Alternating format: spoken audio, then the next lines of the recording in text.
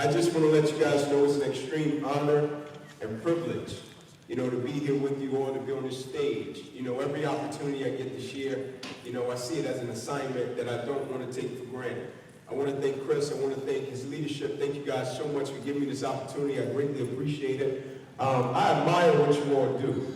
Like 15, 16, 17-year-old kids, father may be in prison, mother may be struck out on drugs, and I take them and I put them in uncomfortable situations and I challenge their perspective, right? And so it's this 15-year-old kid, he was acting up, and I take him downtown Atlanta, where I was born, and I take him downtown Atlanta and I take him under a bridge. Right? And so downtown Atlanta, at this particular time of day, here you have the Atlanta Braves Stadium, you got the World of Coca-Cola, you got the Hawks Arena, you got where the Falcons play, you got people going to work, walking with their briefcases, and then you have a guy that's sleeping on a cardboard box under a bridge while life is happening, sound asleep. And I looked at the kid, and I said, do you think he planned to be there? Kid, no. I said, what do you think happened? Kid said, I don't know. He said, what do you think happened? I said, I think life happened. I said, I think at one point or another when that guy became of age, I think it was something he was excited about, right? I think it was something that inspired him, right? I think it was something that he loved. I think it was something that he was passionate about. I think it was something that he loved just being around. I think he had a goal, dreams, aspirations. I think he had something that woke him up every day and that drove. I think it was something that every day he got up, he was excited about it. But I think what happened, life started to hit him with adversity, opposition, trials and tribulations, and life tested him and saw how bad he wanted what it was that he said he wanted, and he forgot the feeling. And when he forgot the feeling, some way or another, it led him to being up under a bridge, sleeping on a cardboard box, when one point or another, he had a dream, he had a goal, he had an aspiration, he was excited about something. And so the reason I ask you, what's the feeling that you get, is because in all of our lives, we hit defining moments. In all of our lives, we get hit with something, and it really tests us to see how bad we want what it is that we say we want. And at certain times in life, everybody has something. When their environment is right, they're excited about it, and they're so-called committed. But when they hit adversity, they hit opposition, they don't want it so bad. Like life has a funny way of making people forget why they do what they do. Life has a funny way of making people forget why they signed up to do what they do. Like life takes people joy. Like life takes people happiness. Life takes people's drive. Life makes people sometimes get up and not even want to live. Like I think about people that get up every single day and they don't even want to live. And so what it tells me is their concept about living is this. Living is more painful than dying, and so I would rather check out. And so what happened with me, when I got hit with my level of adversity and almost lost my life about 10 years ago, September 9th, 2006. Never forget it. I'm 8 games away from the NFL thing I've been working for my whole life. I'm 8 games away from being a first-round draft pick, making $15 to $20 million. All I got to do is play in 8 more games. And I go out and I make one tackle. I had made over 1,000 times. And I hit a guy, and I found myself in the emergency room, and I'm lying there, and my mother comes into the room. She kisses me, she prays for me, she says, son, everything will be fine, you'll be okay. And she's going to walk out of the room. Doctor rushes in from the opposite side. He said, hey guys, get in there, we got to rush you back to surgery, he's about to die. I said, what? Die? He said, yeah, man, I hate to tell you, but you busted up your Clavian artery in your chest. You're bleeding internally, we got to rush you back. Take the main vein out of your left leg, plug it into your chest in order to save your life. And the next morning when I woke up, he said, Inky, I got some great news and some bad news for you. I said, you got some bad news for me? After telling you I was about to die, I'm still alive. I'm still here. He said, the great news is we saved your life. I said, thank you. He said, the bad news is, you know that dream you had to go to the NFL? I said, yes, sir. I'm right down the street from it. I can see it. He said, yeah, it gets a strong possibility you probably can never do that another day in your life. I said, no way. I said, man, I don't know if you know the work that's went into this. Like, I don't know if you know, but I never cheated. Like, I don't even understand people that cheat. Like, I don't understand how people can be a part of something and not give everything they got to it. Like, I don't understand the light switch mentality, meaning I turn it on and I turn it off depending upon the situation, circumstance, or person. They turn it on, they turn it off. When they face a challenge, they try to skate around, they try to make an excuse, never even understand if it doesn't challenge you, it won't change you. And most important, people come up to me all the time, they say, hey, Ink, I know you got this thing where you talk about going hard in everything you do, right? You talk about going hard in everything you do. And they tell me, they say, so you're telling me you never cheated? And I say, so you're telling me you cheat? Like I was taught that's the worst thing a person could ever do. Like I don't know about you, but it's hard for me to look in the mirror knowing that I didn't give everything I had to the day.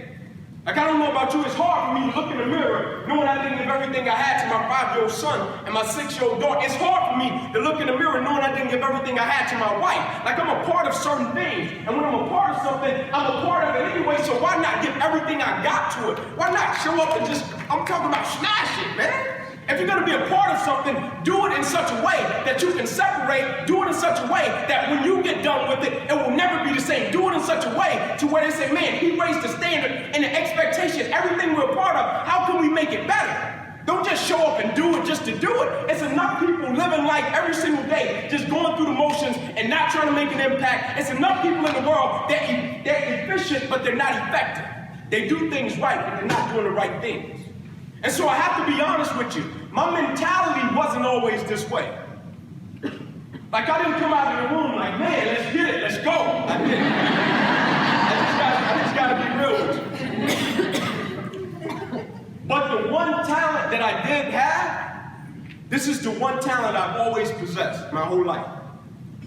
Everything that I was a part of, I understood early on it represented a lot more than me. And so by understanding that it represented a lot more than me, for example, if I was a part of FITTEAM, I understood that FITTEAM wasn't just me. It represented a whole bunch of people that made a whole bunch of sacrifices, dedication, and commitment to make it take shape. Every sport that I ever played, I understood that I was a part of something that represented a lot more than myself. Every time I walked out of my door, even though my mother had me at 16, and she took me back to a 2-bedroom home, 14 of us living there, sleeping on the floor with roaches and rats, every chance I got, when I got up, I looked at my cousins and I said, our lives will change. We will create a new legacy. When we become men, we will never sleep on the floor again unless it's by choice. Like things are going to be different when we become of age and we got goals, dreams, and aspirations. We will create something new. Like I understood my existence represented a lot more than myself. That's why it was always hard for me to quit. That is why it was always hard for me to make an excuse. That was why it was always hard for me to show up and not give everything I had to everything I was a part of. Because everybody that ever made a sacrifice for me, everybody that ever saw something in me, when I couldn't see it in myself, I took that level of belief, I took that level of dedication, I took that level of hope, and I applied it to every single thing that I did. But I have to be honest with you, it was a point in time in my life where I had the dream, the goal, and the aspiration, but I didn't know if my circumstances was going to let me make it manifest. And what I mean by that is, when I was coming up in that environment, that 2-bedroom home, 14 people, and I'm sleeping on the floor with roaches and rats, and my uncles are going in and out of prison. I got uncles in prison right now serving 14 years, 40 years, and 20 years. Right now, they've been going in and out of prison since I was a kid.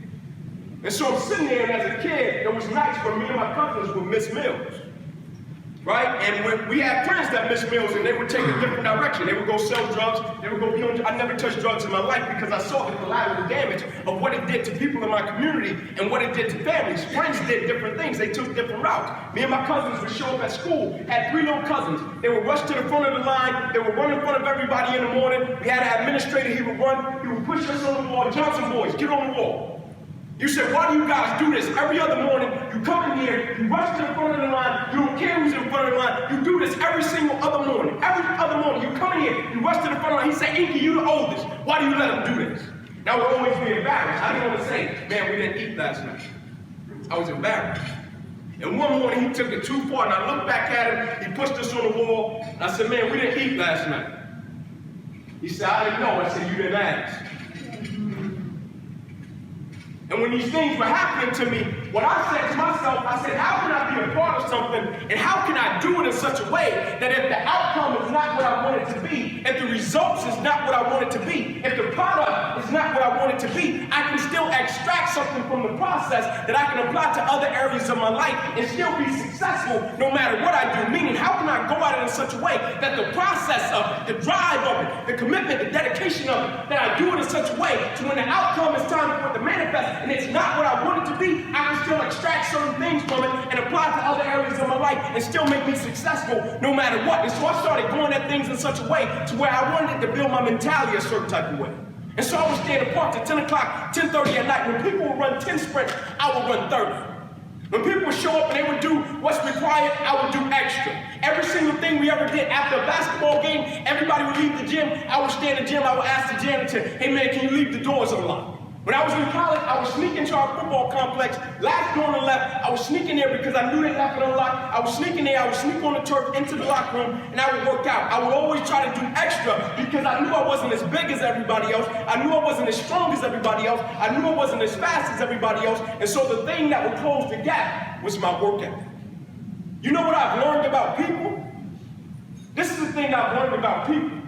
The problem isn't that people don't have what it takes. The problem is they don't understand sometimes it's going to take everything you got. The problem is not they don't have, like everybody has what it takes on a certain level, but we hit certain pieces of opposition, adversity, and trials and tribulation, and we don't understand sometimes it's going to take every single thing we got. And when people stop, people don't stop because they can't do it. People stop because it's difficult. And what happened in my life, every time I hit something that tried to stop me, I got mad. Like I got upset because I felt as if life is thinking it's going to stop me from accomplishing what I want to accomplish. And I knew this, if it did not kill me, it had no choice but to make me stronger. And so when my father wasn't there and I needed advice from him, when he wasn't there, I took the feelings and emotions that I had and I applied it to other areas of my life. That's why I played football. Like I was 10 times better at basketball. I played football because if you said something to me that I didn't like, I could meet you on the field and I could try to knock your head off your shoulder. Because I had so much frustration. And when I got to high school, I was excited. And I walked in the door at Crim High School. It's an Atlanta public school. I walked in the door and we got searched by cops before we went to school. Every kid, every door, there was cops. They would search us. My freshman year, I'm there. I'm getting searched. Cop says to me, what's your plan, little man? I said, I'm gonna go to Division I, go to college. Now keep in mind, I'm at a place where the dropout rate is higher than the graduation rate. People didn't go to college, kids bought guns, drugs, everything under the Sunday school. And when he looked at me and he was searching me, he said, what's your plan, little man? I said, my plan is to go to Division I, I'm going to college. And he says to me, you'll probably end up in cell block D1. And he went to walk off. I chased him down. I patted his chest. I said, you got the wrong guy. He said, let me ask you something. He said, didn't your uncles come to the same school? I said, yes, sir. He said, weren't they great athletes? Like, couldn't they ball? I was like, yes, sir. He said, aren't two of them serving 13 years and 40 years at the federal penitentiary right now? I said, yes, sir. He said, the apple doesn't fall far from the tree. You'll probably end up in cell block D1. Took a couple more steps. I chased him down. So I don't know who you've been dealing with. I said, but you ain't dealt with me. He said, we'll see. You know, the first person I went to see when I got my scholarship from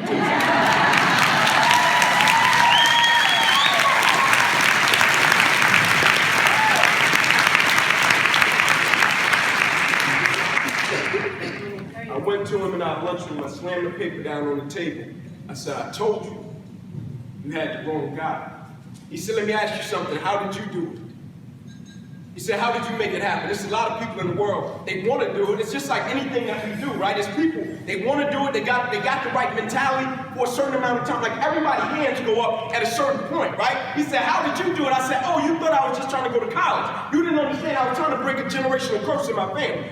You thought I was just trying to go to college. You didn't understand I was trying to go to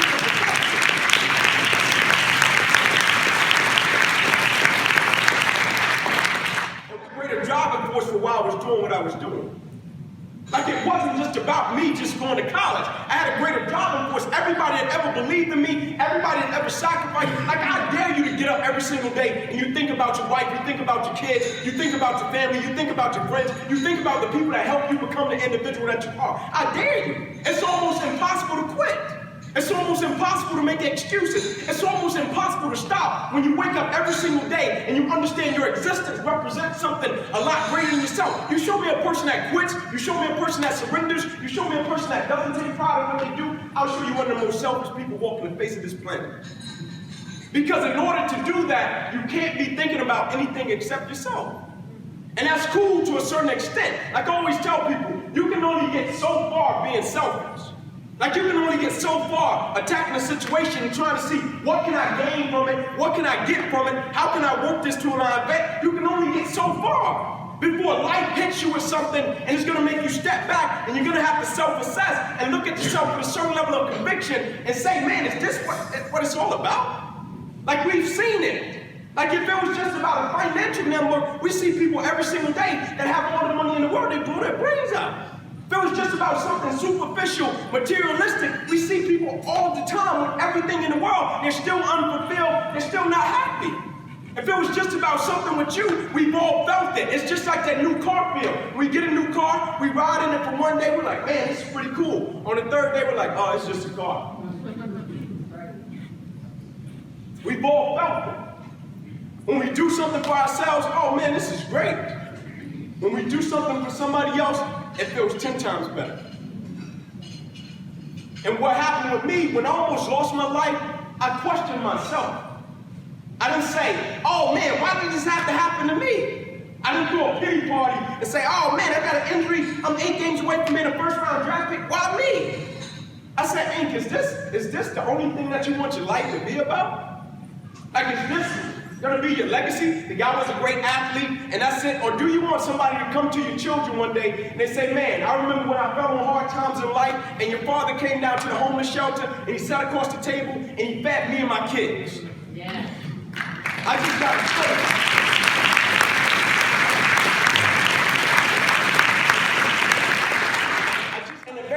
What I was told commitment was to stand true to what you said you would do long after the mood that you said it in is left. Meaning when you say something, when you say what you're gonna do, when you say what you're gonna be a part of, you keep that word in front of you and you live by it. The most valuable lesson that I've ever learned in my life, my mother didn't have much education. She had me at 16 years old. She didn't go to college. She took me back to this house, drug dealers, gang members, all of that. But the most valuable lesson she ever gave me was, I'm not gonna let you go throughout life being a coward. I said, what do you mean? I'm not gonna let you start and stop. I'm not gonna let you get in the process of something, and because it's not what you thought it was, you quit. I'm not gonna let you get involved with people, and you say, man, that coach is not who I thought he was, and you just stop and you quit, you make excuses. I'm not gonna let you be a part of things, and if the process is not what you thought it was, you wanna check out, you wanna quit. No, everything you start, you're gonna finish it simply because what you acquire, the results and the product of the situation is not as important as what you become. Because at the end of the day, the only thing that really matters is not what we acquire. Like, I don't think anybody is gonna show up at a person's funeral and say, oh man, you saw that Rolls Royce he had? Yeah. And you saw that mansion? No. What matters is who we become and what we did. That's it. And every day we're becoming something. Every day we're giving something. You know why I love life? What you give to life, you get back. He said, is this the same guy that said if you could change what happened to you, you wouldn't? I said, yes sir. He said, it's my understanding that the game of football meant everything to you at one point. I said, that is correct. He said, it's my understanding that your family, like they were banking on you going to the NFL so you could help them and take care of them. I said, that is correct. He said, and you wouldn't change that. I said, no, sir. He said, I'm coming to see you. I said, all right, cool. I'm in Atlanta. He said, no, I want to see you in Neyland Stadium. He said, I want to put you on the exact yard line where your life changed. Like, I want to put you in the exact situation where your life changed, and I want you to tell your younger self why you wouldn't change what happened to you. And so what you see on the clip is me telling my younger self, man, I know you may not get it right now, but this is why I wouldn't change what happened to you. Even if I could stop it, I wouldn't. And I'm not talking about the game of football just disappearing. I'm not talking about a dream disappearing, a goal, aspirations, hard work for years, ever since I was 7, disappearing. I got a paralyzed right arm and hand behind it. I've been right hand dominant my whole life. My life changed overnight. It changed overnight, and I didn't miss a beat.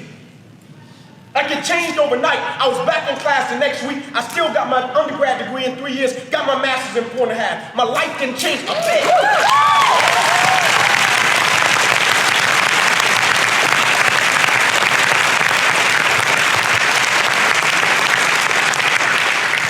You're the lady, you're doing it, you're crushing it. But if you don't give that same energy and that same passion to your kids and to every other aspect of your life, you're a public success, but you're a private failure. And when you push yourself in every single aspect of your life, you create a certain mentality to where now, giving everything you got is the only thing you know. To where now when you show up, you crush it, you stay dedicated and committed because that's all you know. Can I be honest with you? They cut me 6 times down my left eye, 1 time across the left side of my neck, 1 time across the right side of my neck, twice through my right ribs, cut out my right pec, bottom of my armpit to the bottom of my hand, 350 staples in my body, and they bandaged me from my neck to my knees. This is not lip service. And I gotta be honest with you, it was days to where if I could have laid there, I would have laid there. But my spirit said that's not who you are. My mentality said that's not who you are. Like, I don't know about you all, but I'm a fighter, man. I fight for my goals. I fight for my dreams. I fight for the things that I represent and the things I'm a part of. And I dare you, the things that you do, the things that you're a part of, and the things that you're connected to, I dare you every single day to show up and give everything you got to. I dare you every single day when you wake up, you understand you represent something a lot greater than yourself. I dare you to go with 15, represent it, give everything you got to it. Go home to your family, go to your careers, give everything you got to every aspect of your life. And I dare you to watch what happens with your mentality. As a matter of fact, like my 5-year-old son tells me, I double dog dare. From me to you, peace, love, joy. Thank you, and God bless you.